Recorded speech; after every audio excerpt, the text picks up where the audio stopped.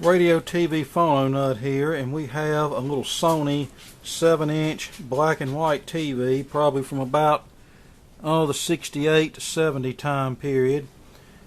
As you can tell, it has a picture on it, but it has some problems that we need to address. Number one, the vertical size is lacking. Number two, the volume control is very erratic and scratchy. And number three, which is probably the most concerning problem, is the picture tube is weak. It's not totally shot, but it is very weak. If it has a dim picture, and if I turn the brightness and contrast up, it just blows out.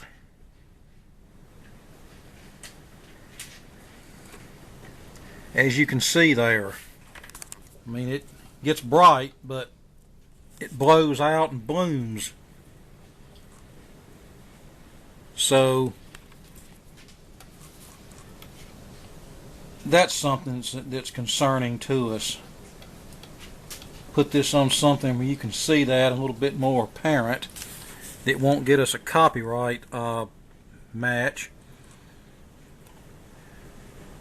See how it blooms out? The no signal thing just blows out whenever I turn the brightness up.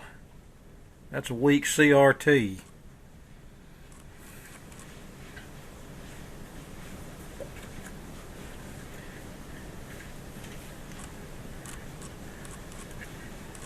And we turn the brightness and contrast up and it just blows out. That is a very weak CRT. Now, I think there's a vertical size control on the back. Obviously, I'm not going to do a whole lot to this, given the nature of the tube. I think there's a vertical size control on the back of the set. We'll try to tweak that first and see if we can open this up a little bit. Okay, I was able to open up the vertical height a bit more, but those pots are very erratic too and need to be cleaned. I think once we clean them, we'll be able to adjust them easier and get it opened all the way up. That noise in the picture is because I'm using an old crusty clothespin type antenna clip. It's not making very good contact, so that's no fault of the TV. So now I think we'll open this up and do a little minor service on it. I'm still debating on whether or not to try to rejuvenate this picture tube. I mean, you can watch it like it is. It's just not a very good picture. I don't want to try to rejuvenate this and things foul up and we end up with a dead CRT. And of course it looks a lot better on camera than it does in person. So I don't know, we may try it, we may not, we'll see. But let's open it up right now. This is a model TV720U, and it has a hardwired AC power cord as well as a connection for a DC car cord or a rechargeable battery pack.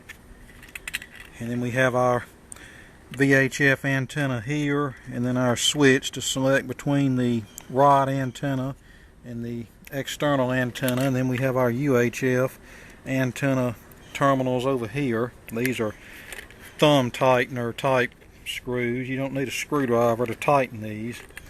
And then on the left hand side of the set we have the UHF tuning knob, and then on the right hand side of the set we have the VHF knob and all the other knobs for horizontal and vertical hold, brightness and contrast. And it still has the little tag on it telling you which control is which.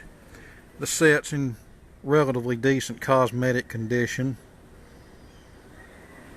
It has a few minor battle scars on it like most of these portables have, but it's not too bad.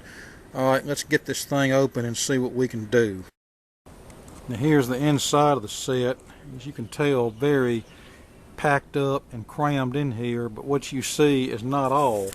In the back cover of the TV is mounted the power supply assembly, and if you have to take one of these apart, you don't need to remove these 4 screws here, here, here, and here, because that's what holds the power supply assembly in place. You just need to remove these 2 screws here close to the antenna switch, and then there are a couple of screws on the side and a couple of screws on the bottom under here, and then the back will just slide off, and then the power supply unit unplugs from right here, and then the UHF antenna leads plug in down here.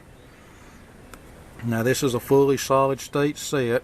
This doesn't even have a high voltage rectifier tube. It uses a solid state stick high voltage rectifier. Alright, let's go get the cleaner and clean these pots. Now I wonder if that sticker there is a combination manufacturer's code and date code. If it's like most of them, 102 will be the manufacturer code, 687 will be the 7th week of 68. And here's the volume control. It was very nice of them to orient it where we could spray cleaner in it without having to tear the television further apart than it already is. So we'll just take our neutral stuff here, which is getting to be kind of expensive. Let's get on in here to it, and we'll hit it. That ought to be enough, and then we'll work it back and forth about 100 times, and then that ought to take care of the crackly volume control.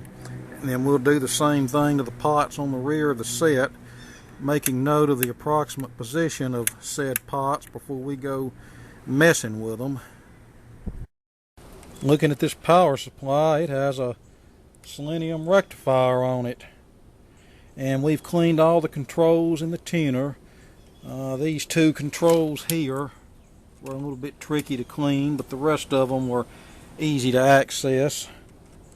Now I was looking for a label to tell me what kind of picture tube this set uses, and I don't see one, so that might be a good indication to me that I just don't even need to try to rejuvenate this thing.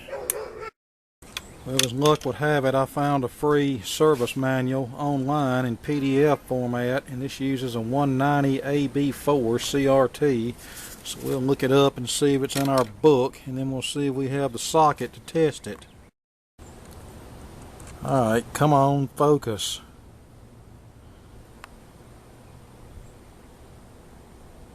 Okay, I'm going to have to look at this off camera. Alright, 11.8 volts, bias B, socket 5. Do we have number 5? Yes, we have number 5.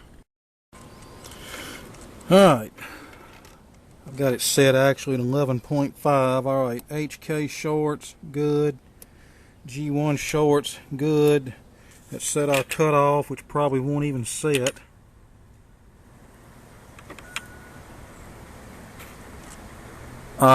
Not even really moving the needle. What about emission? Is it really that dead? Or is this socket really not making very good contact on here? I don't know.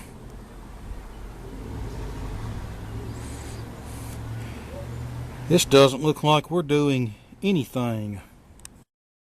Well, we might get something if I press the red/black and white position. Now, yeah, that's cut off all the way up, not even reaching the mark.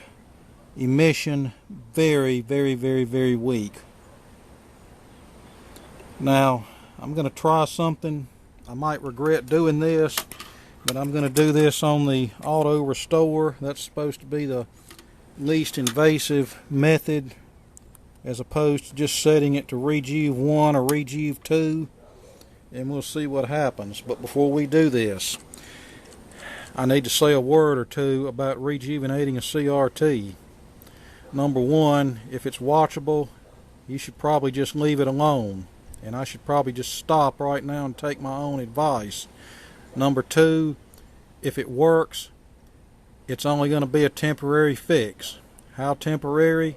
Who knows? It could be several minutes, several hours, several days, a few weeks, or maybe if you're really, really, really lucky, a few months. But rejuvenation should never be considered a permanent fix. Now, I realize in today's world you can't just run to the local parts house and pick up a replacement CRT, and there's nobody rebuilding them. So if you have a weak tube, then oftentimes rejuvenating it is the only thing you can do to get you a little more time out of your television.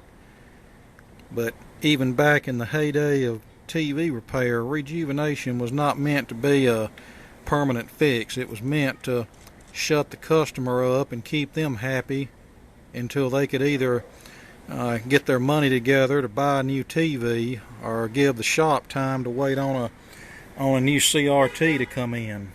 So just for entertainment purposes, we're going to see what happens. Set it to auto restore, flip this switch over to the beam builder position, let it warm up for a minute, and then I believe on this one you hold the button down for 3 cycles. That's 1, 2, and 3. Now we kick it back over to emission and see what happens. Yep, that brought it way up. Now let's check our cutoff, which is way up too. So let's turn that back down to, come on, get up there.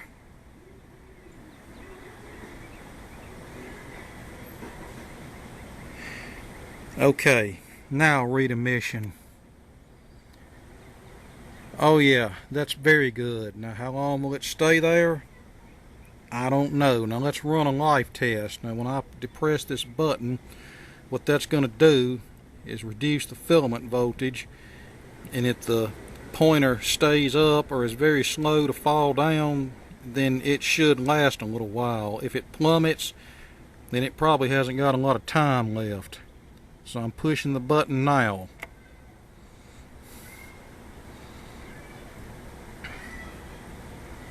It's slowly falling.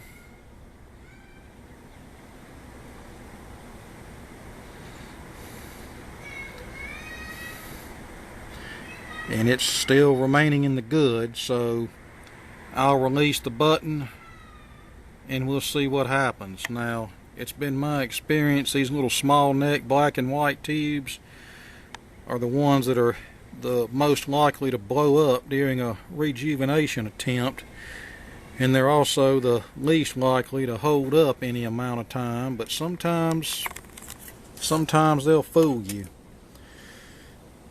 The tubes that I've had the best luck rejuvenating are the old Delta Gun color tubes, if you've got a good rejuvenator. But I'll re-emphasize again, that should not be considered a permanent fix.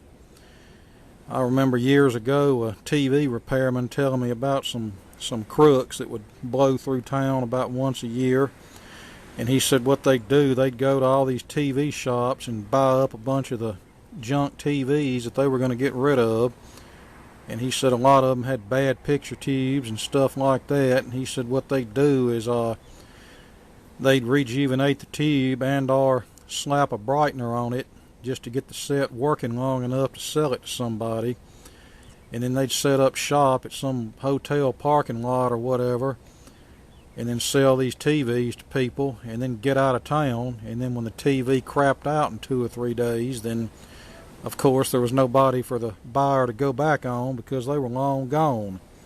Alright, let's shut it down, and I'm going to return my filament back to 6.3 volts so I don't accidentally inadvertently slap this on a conventional tube and blow the heater out. So let's put the set back together and see what it does.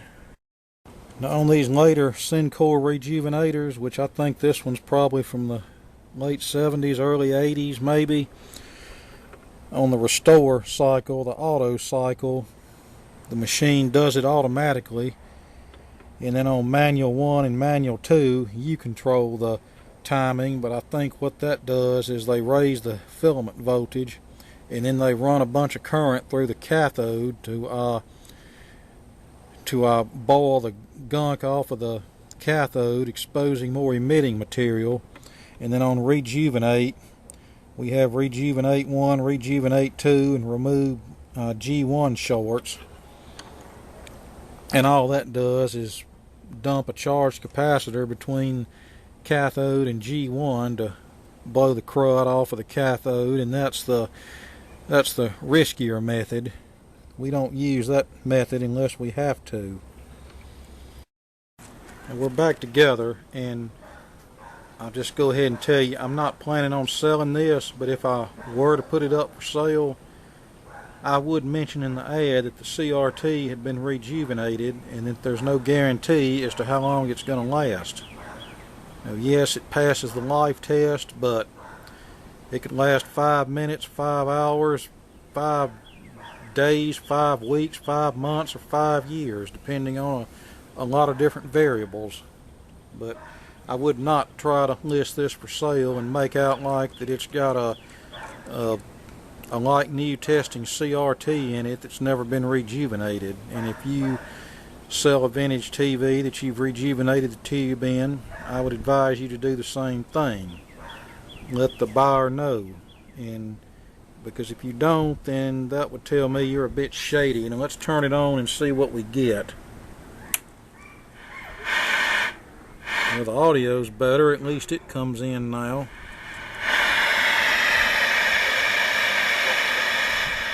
And we have a raster.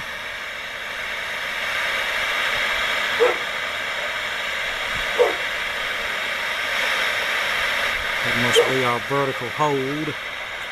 That's probably our contrast. No, that's our contrast. That'll be our brightness. This will be horizontal hold. Alright, let's get it in here and put a signal on it and adjust things as needed.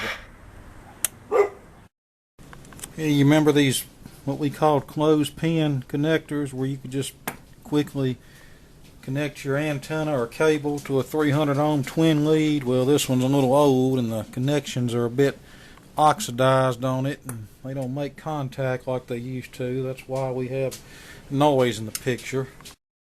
And another problem, these plastic thumb screw antenna terminals, the clip thing will not go up on here and make proper connections, so we're just going to have to hook the balun directly to the terminals here. And besides, that balun's not in good shape either. Alright, let's turn it on and see what happens. She was shot. Audio, that's good.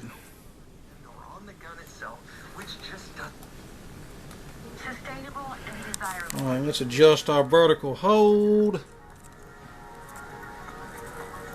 Alright, where are you? Right there. Alright, that's our vertical. That's our contrast. Let's turn that down. Let's try to get this on something else if we can.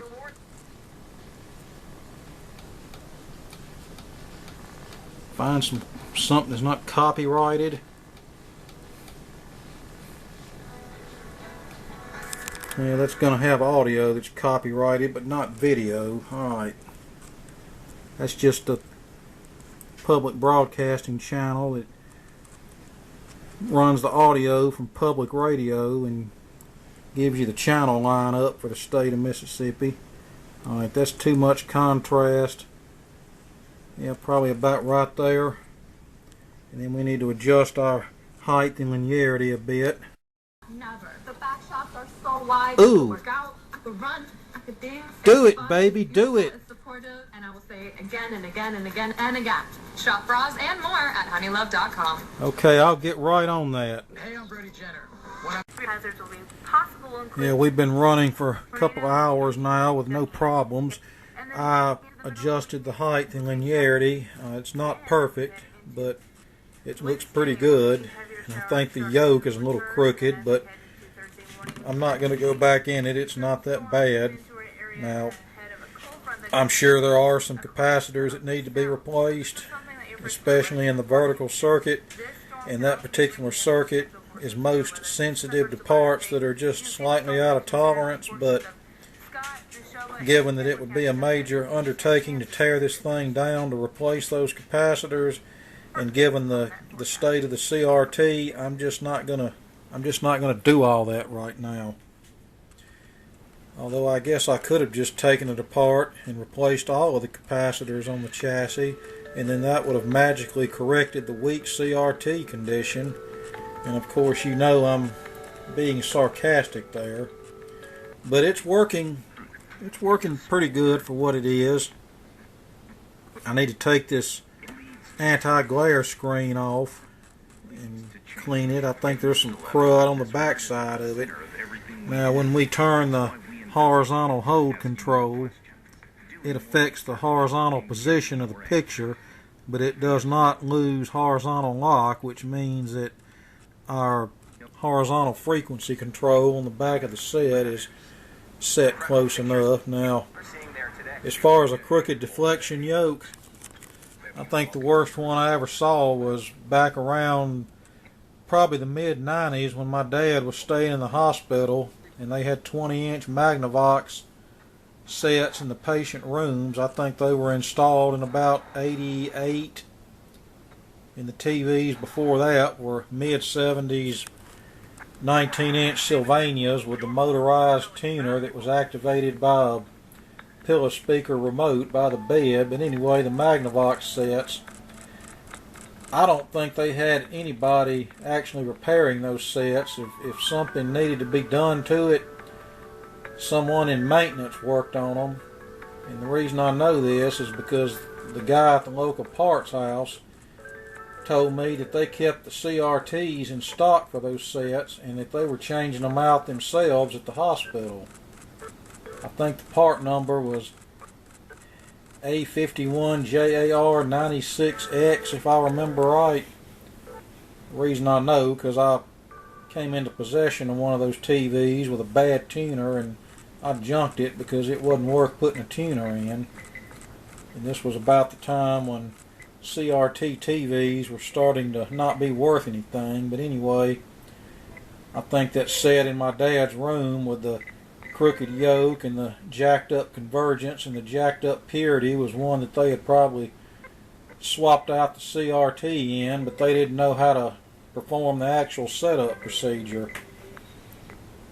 And I don't think these hospitals really care about picture quality on their TVs anyway. Just so the TV has a watchable picture, then that's all they're concerned about.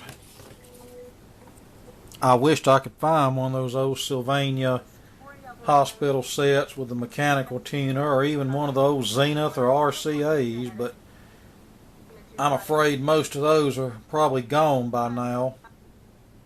At one time I had a 19-inch hybrid color RCA hospital set from the early 70s, and that's the one I should have hung on to. Now, I know they still have some CRT sets in use in the local hospitals, but I think they're rapidly being replaced with flat screens. I know about a year ago someone was in a local hospital having some tests ran, and then the little recovery room that they sent him in after the test, which was a former hospital patient room, but it still had a CRT set in it, a 19-inch Philips from probably the late 90s, early 2000s. Now, I made contact with someone who is related to someone who is high up in maintenance in one of the hospitals, and she asked them about finding me an old TV, and they said, yeah, we'll find him one, but that's been probably 6 or 8 months ago, and that's as far as that went, which I'm not surprised. And it's probably just as well, because the old type that I really want, they probably have no more of those anyway. And enjoy the benefits of your digital broadcasting. It just drops out and pixelates and nothing to it. Where if this was the old days with analog, it might not be the best reception, but at least we would get something. Sunday night, continuing into Monday morning, and then as we head towards Monday after. All right, let's see what we got here. We'll just briefly run through these channels. It's tangy and with the sweet and savory bacon. They're gonna love it. Real team member.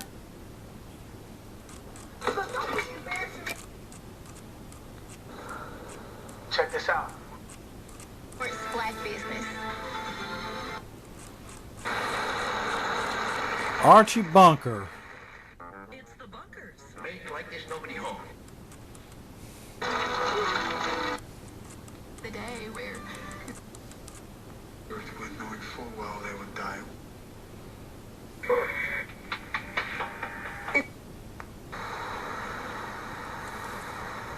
And of course, that bar moving up the screen is the camera. That's not the TV's fault.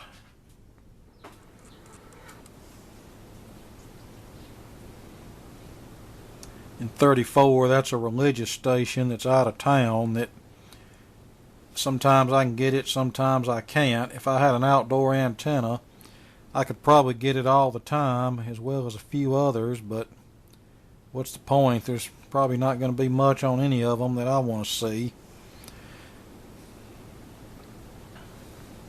Hey now, how you doing? Nervous. Nervous? Consumer Cellular, you get the exact same nationwide. I go to the hooky route. I'm not going to the hooky route. Not doing anything. Spare no expense, Jimbo. Can't do it.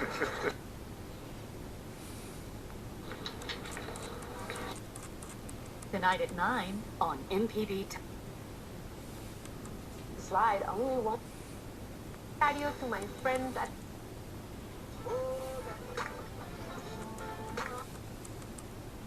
As soon as possible. Yes, we have a Spanish station here. Planet number 5 there is habitable. Although it...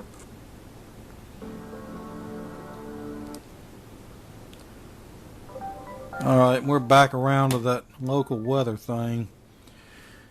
Now, on the subject of these channels that we just ran through, there's something I've been toying with for a couple of years. I may or may not one day put it into practice, but what I would like to do is rig up some kind of whole house distribution thing where I take several DTV converter boxes and set each box to a channel that I might watch, and then feed the output of that box into a modulator, each box into a separate modulator that's tuned to a different channel in the VHF band, and then run all the outputs of those modulators into a combiner, and we'd probably have to run it through a signal amplifier too, and then distribute it all throughout the house, and that way I could connect my TVs to it and use the tuner and the televisions. I'd have sort of like my own little personal cable head end set up here, and I could do things like, for example, growing up, channel 5 on the cable was CBS, so I could put 24.1 on channel 5. ABC was 6, I could put 11.1 on that. 7 was NBC, I could put 30.2 on that. 8 was the news channel, I could put that Scripps News on that. It was CNN on the cable back then. 9 was public broadcasting, so I could put 14.1 on that. 10 in later years was Fox, so I could put 30.1 on that, and then the remaining channels on VHF I could devote to the channels that show older programming. Like I said, I don't need to put every channel that I can get on the system, so to speak, because I wouldn't be watching them anyway. And that way I could just connect the cable to the TV and use the tuner in the set just like it was intended to be used from the get-go. Now, the main thing that's keeping me from doing that is because I hear all this talk about we'll be switching to ATSC3 or next gen TV within the next few years. Now, from what I'm hearing, the broadcasters want to do that by 2028. I don't see that happening, and I guess the ones proposing that must have forgotten what a fiasco it was with the whole DTV transition. I mean, there were public service announcements on TV probably a good 7 or 8 years prior to it actually happening, and it still caught people off guard. And then a few years before the cutoff date, it was mandated that all new TVs must have a ATSC tuner built in them. Well, if they're proposing to do this in 28 and this is 25, then currently I don't even think there's many TVs, if there are any TVs on the market, that have ATSC3 tuners built in them. And of course the ATSC3 is not backward compatible with what we currently have, so all of these converter boxes will be totally useless. All of these TVs will be totally useless unless they have a set-top box available, which I hear talk of. But by that point, I doubt the set-top boxes are going to have an RF channel 3 output and our composite output like the old boxes did. So they'll probably just be HDMI only, and that will mean if we use one with an old set, we'll have to have a converter to convert the HDMI to composite or RF. It's just a pain in the butt. I just wish they would just leave crap alone. NTSC was around for what, 60 plus years, and then they changed to this new digital standard ATSC1, and that was supposed to be the be all end all, and here we are now wanting to switch to ATSC3, an entirely different new non-backwards compatible standard.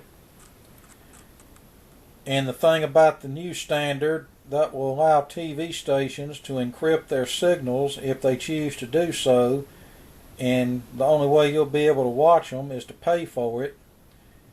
And it's my understanding that to access some signals you'll have to have an internet connection, which I do not like. So it'll probably happen one day, but I just don't see it happening by 2028. But the point is, I don't want to go to the trouble and expense to build up this distribution network, and then in a few years all of the converter boxes I'm using are useless because they'll no longer pick up anything. But like I said, I think the real reason they're changing the standards so rapidly is just a money thing more than anything else. And you watch what I tell you. They'll pass this, they'll cram this ATSC3 down our throats, and then in 5 or 10 years they'll be changing that standard to something else that's totally non-backwards compatible. And it's just very aggravating. I guess it's a good thing I don't watch a lot of TV, and that's another reason I really haven't gotten in any hurry about putting together that distribution thing. About all I watch is the local news, and I'll try to watch some of the old programs on some of the channels that show that stuff, but I usually end up getting ticked off and turn the TV off because I cannot deal with the excessive amount of long, drawn-out Medicare supplement plan commercials hawking some crap from China that's junk, or the ambulance chaser lawyer commercials. Take your pick. You know, used to they tried to make commercials entertaining and creative, and they didn't wear their welcome out with them. Now it's just boring, repetitious, nerve-wracking crap, and I just can't deal with it. I've gotten so that if there's an old TV show that I like, and if I can find it on DVD for a cheap price, then that's what I'll do. That way I don't have to watch commercials. There's not parts of the show edited out to make room for more commercials like they do on TV now, and I can watch it whenever I please. So broadcast TV is just not what it used to be, just like broadcast radio isn't what it used to be, and I don't think either one will ever be what they used to be again. I know I watched something on YouTube a while back from the 1980s, and it was something that somebody recorded onto a VHS tape, commercials included, and the commercial breaks were like maybe 2.5 minutes a break, not 5 to 7 minutes a break like they are now, and the commercials were actually somewhat entertaining. I wasn't sitting there pulling my hair out waiting on the commercials to go away. And I know me and the GM of the local TV station, well, he's the former GM of the station now, but me and him got into it on Facebook.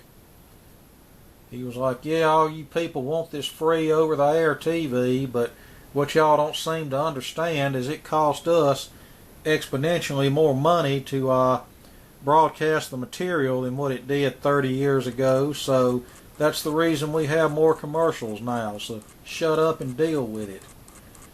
And I wrote back and said, that's all fine and good, but when you're running so many commercials that your audience is turning off their televisions, then that's not helping anything either. So, and of course, I don't fully buy that about everything costing that much more money. I just think the TV stations have gotten greedy and they're just trying to rake in more money is what it all boils down to. So you tell me your thoughts about the ATSC thing. I may be totally way off base, and if you have any input on the distribution system where I can not have a box tethered to each TV, just distribute the channels I want throughout the house, and then I can use the tuner and the set, then if you've got any ideas on that, let's hear them. Now, I'm going to say something else about CRT rejuvenation. My first CRT tester that was given to me by a TV shop back around 1990 was an old blue B&K 465 from the mid-60s, and I mean it was a well-kept tester. They had taken care of it, but they had replaced it years earlier because the old blue 465 would not test the newer inline gun tubes, and the rejuvenation feature on it was rather crude. There was no kind of current limiting or anything to speak of. They just basically dumped a charged capacitor across the cathode and control grid. Now, I was happy to get that tester. I was tickled pink to get it, because at that time I was getting a lot of old black and white sets, and at that time you could still sell a used black and white TV, and I saved a lot of CRTs with that tester. Well, black and white CRTs.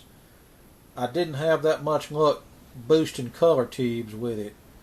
Well, then as time went on, I started getting more newer sets with inline gun tubes, and then I acquired a later model B&K tester that would test those tubes, and it had a more advanced rejuvenation feature. I think the later Syncor testers like the Super Mac and the CR70 and the CR7000, their rejuvenate feature is even more advanced than the B&K testers. And I had a CR7000 one time.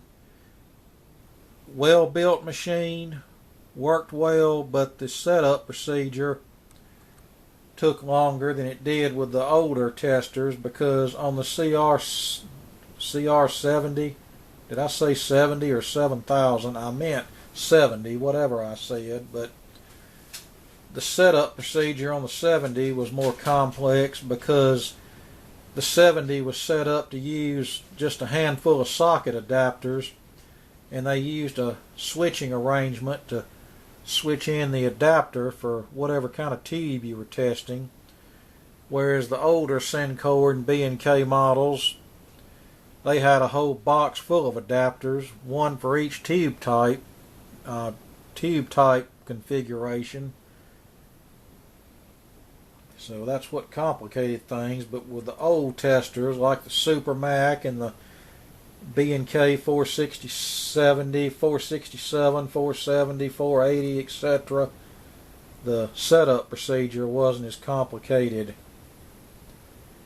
And then the CR70 I had, it finally bit the dust, and the thing was way more complicated than it probably needed to be just for a CRT tester. And I finally got exasperated with the thing and tossed it in the garbage. I know I'll probably get some hate comments for that, but I just got fed up with it. I've still got the socket adapters for it that I've got to send somebody that told me they needed them, and I just haven't done it yet. But the rest of it went in file 13, and I really don't care about finding another one. That Syncor Super Mac that you saw me use to rejuvenate the tube in this TV, it'll probably do just fine for what TV needs I'll be running into in the future, which is mostly going to be vintage stuff. Of course, it's getting to the point where just about any CRT television is vintage, because what's it been, about 15 years since they've manufactured a CRT television for mainstream sale in the stores?